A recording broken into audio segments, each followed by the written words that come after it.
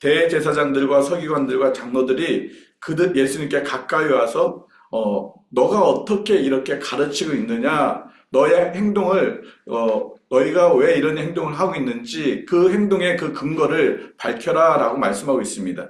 특별히 우리가 말씀을 읽진 않았지만 19장에 이제 45절부터 어떤 말씀이 나오냐면 예수님이 성전에 청소하고 성전에서 매마하는 자들 다 내어쫓는 그런 사건이 바로 앞에 등장하게 됩니다.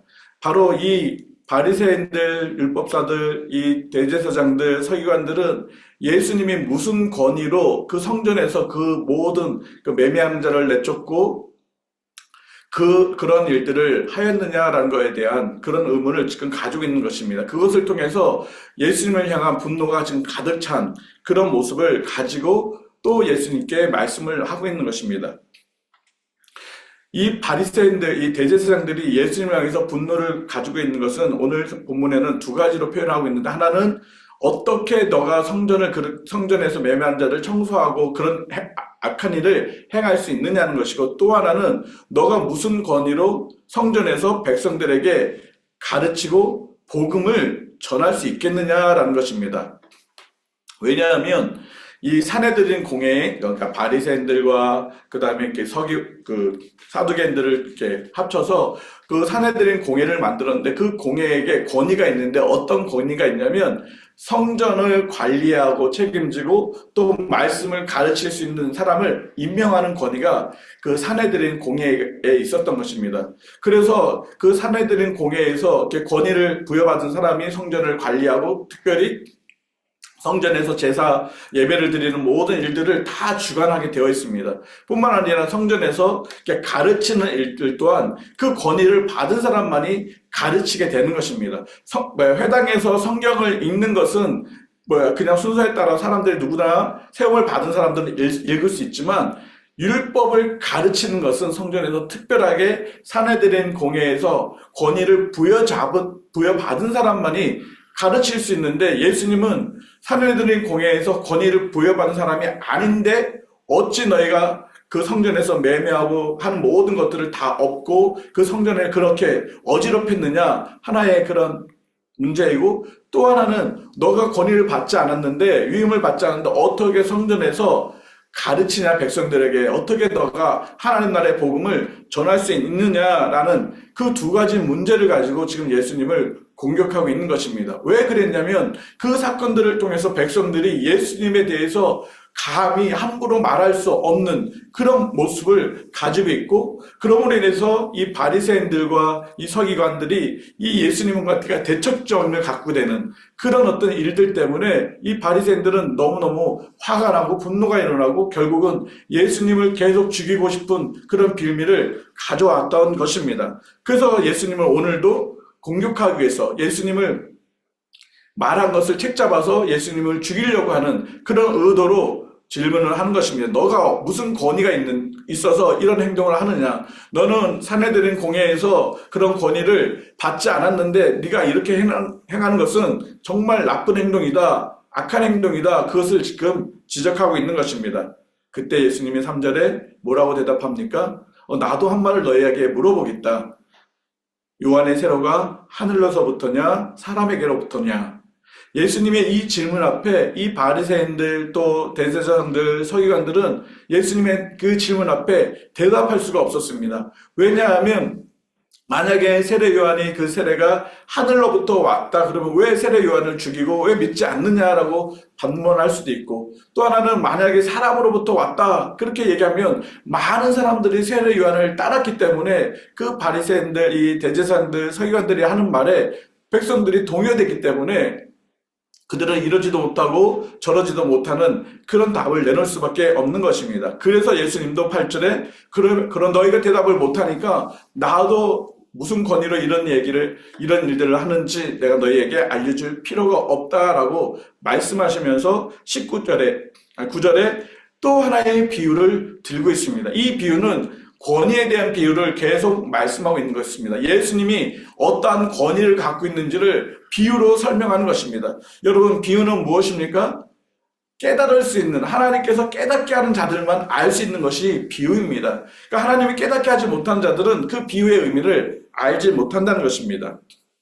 예수님이 한 포도원 농부의 비유를 시작하십니다. 한 사람이 포도원을 만들어서 농부들에게 새로 주고 탁으로 가서 오래 있었다고 표현하고 있습니다. 그리고 때가 이르러서 포도원 소출을 얼마를 바치게 하려고 자기의 종을 보내게 됩니다.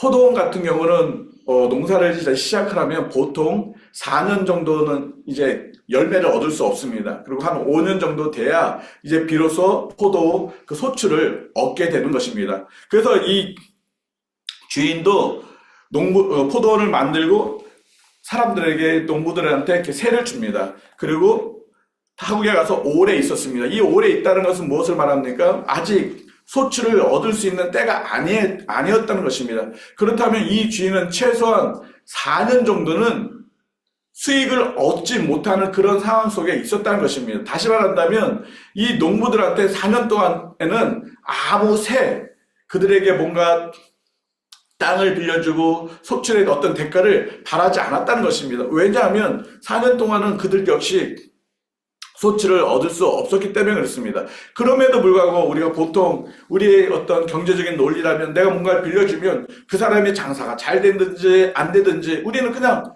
그 약속한 그런 이자 아니면 월세를 받으면 됩니다. 예를 들어서 우리가 장사를 하기 위해서 렌트를 빌려줬는데 이 사람이 장사가 잘 안 된다고 해서 주인한테 렌트비를 안 줄 수 있습니까? 그러지 않다는 것이죠. 이 주인도 그럴 수 있음에도 불구하고 이 주인은 그러지 않았습니다. 그래서 10절에 때가 이르렀습니다. 이 때가 무엇입니까? 4년 정도가 지나고 이제 5년 소출이 되었을 그때에 비로소 처음으로 세를 얻게 되었습니다. 그래서 너희들이 이제 소출의 얼마, 여기서 말하는 소출의 얼마는 많은 양이 아니라 처음에 이 농부들과 약속한 그 약속의 양이라는 것입니다.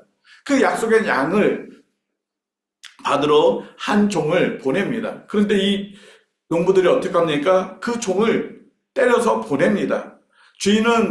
이 포도원 주인은 그 사건을 보고 굉장히 충격을 받았을 것입니다. 아니, 이 녀석들이 내가 4년 동안 은혜를 베풀었는데 이 녀석들이 왜 이렇게 몹쓸짓을 하지? 처음에는 그렇게 넘어갔을 것입니다. 그래서 또 다른 종을 또 보냅니다. 그런데 또 똑같은 행동을 또 했습니다. 주인의 마음이 이제 조금씩 상하기 시작합니다. 그러나 주인은 한 번 더 이들에게 은혜를 베풉니다. 그래서 세 번째 또 종을 보내서 소출의 얼마를 너희들이 나에게 약속한 대로 달라고 보내라고 얘기를 했지만 그 세 번째 종도 또 때려서 또 보냅니다.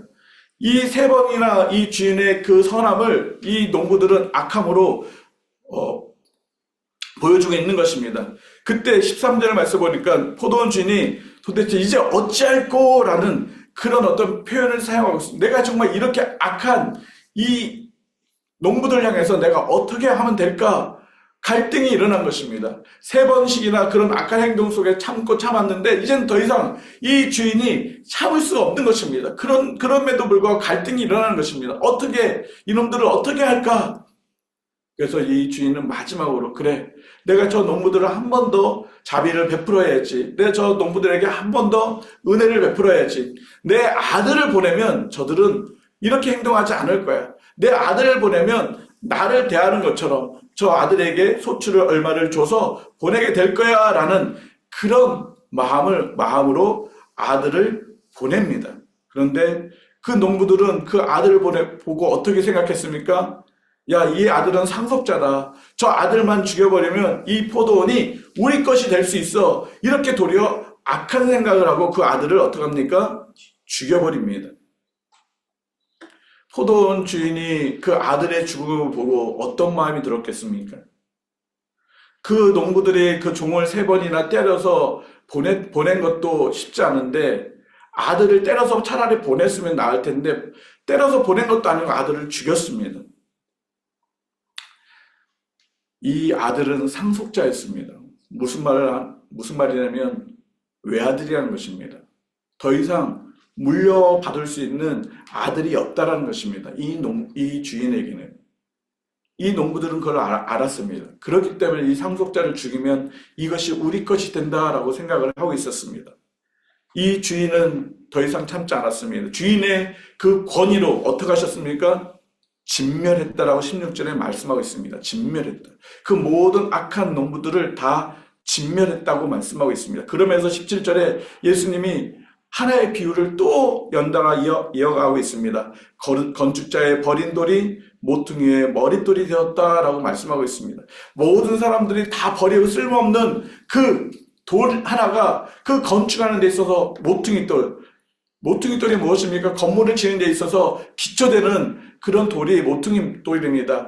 그 기준이 딱 돼서 그 기준돌을 통해서 좌우로 위로 그 건물을 이렇게 세워 나아가는데 그 모퉁이돌이 바로 누굽니까? 예수 그리스도인 것입니다. 하나님은 이 농부, 이 포도원 주인이 되어셔서 예수 그리스도까지 이 땅에 보내주셨지만 사람들은 그 예수 그리스도를 죽여버리는, 그러면 우리가 자유함을 얻겠다라고 그렇게 생각했던 그 악함들을 하나님은 더 이상 내버려두지 않고 다 진멸하시겠다라고 말씀하고 있는 것입니다. 하나님은 우리의 삶 속에 하나님의 자비와 긍휼하심을 계속 보여주십니다.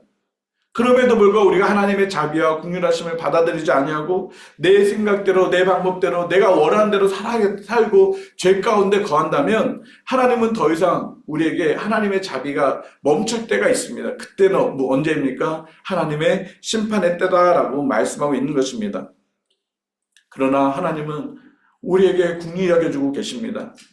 16절 후반절에 이 말씀을 들었던 많은 사람들이 예수님께 뭐라고 말합니까? 이런 일들이 우리에게 일어나지 않았으면 좋겠습니다 라고 그렇게 이야기합니다. 이렇게 진멸받는 일들이 그 무리들 자신들에게 오지 않기를 그들은 구했다는 것입니다. 맞습니다. 하나님께서는 하나님을 섬기지 않고 하나님을 믿지 않고 악한 길로 가는 그들은 하나님은 반드시 진멸하십니다. 그러나 하나님은 아들을 보내셔서 우리를 구원하셨습니다. 우리가 죄 가운데서 진멸받아야 될 그런 악한 죄인이지만 예수 그리스도를 통해서 우리를 구원하셨습니다. 그래서 요한복음 3장 16절 우리가 잘 알고 있는 말씀이 있지 않습니까? 하나님이 세상을 이처럼 사랑하사 독생자를 주셨으니 이는 그를 믿는 자마다 뭐하지 않고요? 멸망하지 않고 영생을 얻게 하려 하신다 말씀하고 있습니다. 아들을 보내셨을 때 회개하고 그 아들을 믿으면 멸망받지 않는다는 것입니다. 그러나 예수님을 믿지 않는다면 결국 영생을 얻지 못한다는 것입니다. 예수님은 바로 그런 권위가 예수님께 있음을 지금 선언하는 것입니다. 예수님을 믿지 않으면 심판할 수 있는 권위가 예수님께 있음을 지금 선포하고 있는 것입니다. 예수님을 믿으면 그 멸망에서 구원함을 얻을 수 있는 권위가 생명이 예수님께 있음을 지금 선언하고 있는 것입니다. 우리의 삶 속에 하나님은 은혜를 베풀어 주셨습니다. 참 감사하게 우리가 그 하나님을 믿을 수 있는 믿음을 우리에게 허락해 주셨습니다. 그래서 우리는 더 이상 하나님의 그 진멸 앞에 놓이지는 않습니다. 그런데 한번 고개를 돌아보면 우리 주변에 하나님의 진노하심 속에 진멸을 받아야 될 사람들이 얼마나 많이 있습니까? 자기의 생각대로 세상을 따라가고 자기가 원하는 대로 세상의 안목과 정욕을 쫓아 살아간 많은 사람들. 그래서 주님이 없이 살아가는 그들. 결국 그들은 진멸당할 수밖에 없는 그런 삶을 살아갈 수밖에 없습니다. 그 영혼들이 주님 앞에 돌아올 수 있도록 해야 하는 것입니다. 18절 말씀에 이 돌이 떨어지는 자는 깨어지고 이 돌이 사람 위에 떨어지면 어떻게 됩니까? 완전히 가루가 맞아 흩어진다는 것입니다. 예수 그리스도는 완전히 심판할 수 있는 심판주라는 그 권위를 지금 선언하고 있는 것입니다. 예수님께 돌아오지 않는다면 결국 우리는 진멸받을 수밖에 없고 영원한 지옥의 형물 속에 떨어질 수밖에 없다는 것을 예수님은 비유로 또 말씀하고 있는 것입니다. 그렇다면 이미 구원받은 우리들의 삶의 모습 무엇이어야 합니까? 정말 나를 구원하셨던 그 주인 되신 하나님, 그 하나님을 온전히 섬기는 것, 정말 주의 뜻을 우리가 잘 분별해서 정말 우리가 주님 앞에 온전히 헌신하고 따라가는 그런 삶을 놓치지 않아야 할 것입니다. 또한 우리 주변에 아직까지 정말 주님을 알지 못하고 세상 가운데 빠져있는 그들에게 예수 그리스도의 생명의 복음을 전하고 예수 그리스도의 사랑을 그들에게 나타남으로 인해서 그들도 그 구원의 은혜 가운데 들어올 수 있도록 우리가 그 역할들을, 사명들을 감당해 나가야 될 것입니다. 하나님은 열방을 구원하실 분이십니다. 하나님은 그러나 또 열방을 심판하실 분이십니다. 그런 권위가 하나님께 있습니다. 그 하나님의 권위를 우리가 인정한다면 오늘도 그 하나님을 우리가 온전히 예배하며 또 그 하나님을 온전히 섬기는 삶을 놓치지 말아야 할 것이고, 또한 우리 주변에 아직까지 진멸받아야 될 그 영혼들을 정말 주께로 이끌어가는 그 사명들을 힘써 지키는 그런 삶이 저와 여러분의 삶이 되어야 할 것입니다. 오직 예수 그리스도를 믿는 믿음 안에서 구원함이 있음을 오늘도 우리가 만나는 이들에게, 또 우리가 만나지 못하지만 정말 우리가 그 영혼들을 생각하면서 간절히 하나님 앞에 기도하는, 그래서 그들도 우리와 같이 영원한 생명을 얻는 그런 놀라운 은혜가 일어날 수 있도록 오늘 하늘도 그렇게 나아가기를 힘쓰는 우리 모든 평강교회 성도들이 되기를 예수님의 이름으로 축복합니다. 같이 한번 기도하도록 하겠습니다. 우리를 죄 가운데서 구원하신 그 주님의 그 크신 사랑과 은혜를 감사합니다. 우리가 멸망받아야 될 그 악한 죄인인 것을 우리가 고백합니다. 그러나 하나님 우리에게 자비와 긍휼과 하나님의 큰 사랑을 우리에게 베풀어 주셔서 우리에게 영원한 생명을 주시니 너무너무 감사합니다. 그 생명을 주신 하나님을 날마다 우리가 경외하며 그 하나님을 날마다 섬기며 주의 말씀을 따라 살아가기를 힘쓰는 저희들이 삶이 되게 하여 주시옵소서. 특별히 아버지 하나님, 우리 주변에는 아직까지 주님을 알지 못하고 멸망 가운데 빠질 수밖에 없는 많은 이들이 있습니다. 하나님, 우리가 그들을 늘 잊지 않게 하여 주시고 그들을 위해서 기도하게 하여 주시며 정말 그들에게 하나님의 복음이 들려질 수 있도록 하나님 저희의 입술을 열게 하여 주시고, 또 하나님 그들에게 그리스도의 사랑이 하나님 보여지게 하여 주셔서 그들 또한 우리처럼 예수 그리스도의 생명 가운데로 돌아올 수 있도록 은혜를 베풀어 주시옵소서. 그래서 우리 모두가 정말 하나님을 찬양하고 예배하며 천국 소망 가운데서 믿음으로 이 땅 가운데 승리하며 살아갈 수 있는 우리 평강교회 모든 성도들이 되어질 수 있도록 은혜를 베풀어 주시옵소서. 하나님, 오늘도 우리의 삶 속에 선한 인도자가 되어주셔서 순간순간 하나님의 돌보심을 우리 성도들에게 허락하여 주시고, 하나님 저희들이 간절히 소원하고 기도하는 제목마다 하나님 아름답게 응답하여 주시며 특별히 힘들고 어려운 문제들이 하나하나 해결받는 복된 날이 되어줄 수 있도록 은혜를 베풀어 주시옵소서. 우리와 함께 하시는 예수님의 이름으로 기도드립니다. 아멘. 우리 자유롭게 기도하시도록 하겠습니다.